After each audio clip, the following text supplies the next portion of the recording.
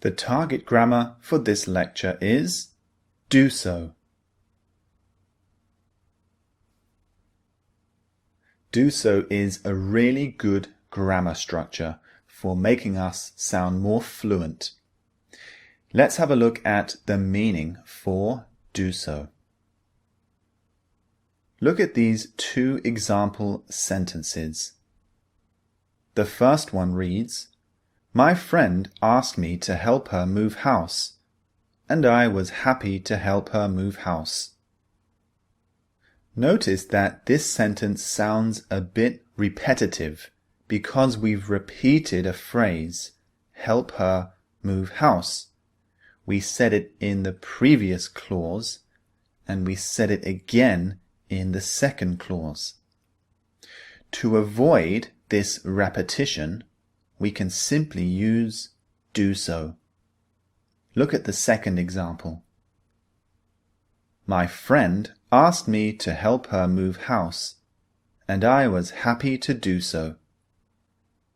Do so simply replaces the verb phrase that you want to repeat. The second example sounds much more fluent and much more natural. Here is the meaning in detail. So we have the example at the top. My friend asked me to help her move house, and I was happy to do so. Do so replaces a previous verb phrase. Instead of repeating the same verb phrase, simply use do so. In this example, the verb phrase that is replaced by do so is help her move house.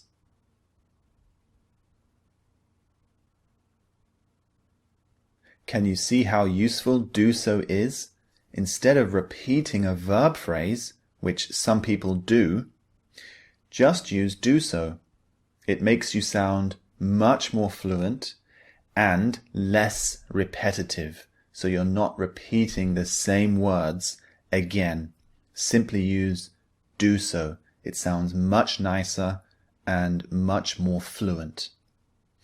Have a look at these few examples that we're going to go through now. Here's the first one. The boss has agreed to raise my salary. He will do so in the new financial year.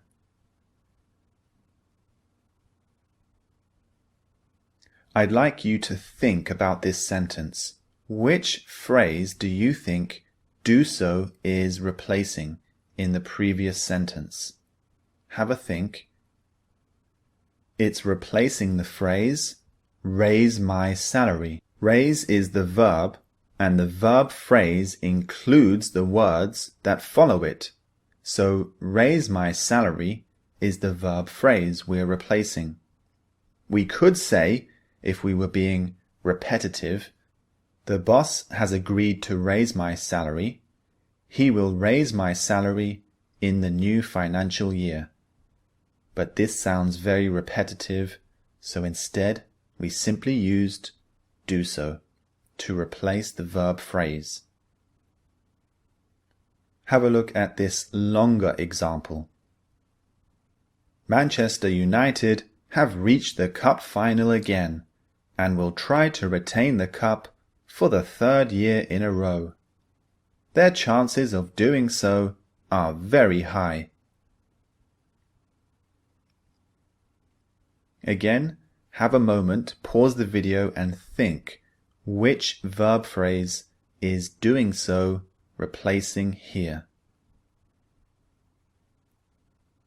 The verb phrase that's being replaced is retain the cup for the third year in a row. This is quite a long verb phrase, so doing so is perfect because we don't want to repeat this very long phrase. Imagine I said, their chances of retaining the cup for the third year in a row are very high. If I said that again, it would sound very, very strange and very repetitive. So doing so again is absolutely perfect here. Notice in this example that I changed the form of do so to doing so. I used an ing form. Do so changes just like any other verb. So we can change the tense to suit the sentence. Think about the different forms of the verb do.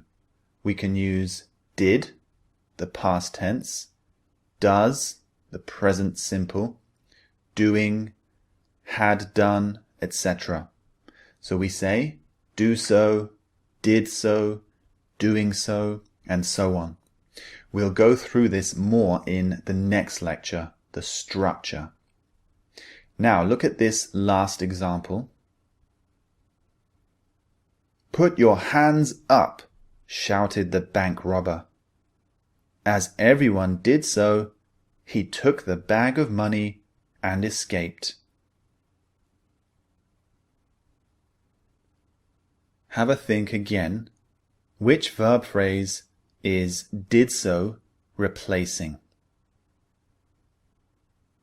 It's replacing the verb phrase put your hands up.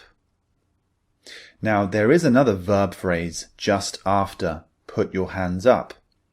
The verb phrase shouted the bank robber. But from the context of the sentence, we know that is not the verb phrase that we want to replace. It's obvious from the context that we wish to replace the verb phrase put your hands up. If we add that to the sentence, it makes sense. We could say, as everyone put their hands up, he took the bag of money and escaped. Notice in this example that we didn't replace the most recent verb phrase next to do so. It was not the most recent, but the one before.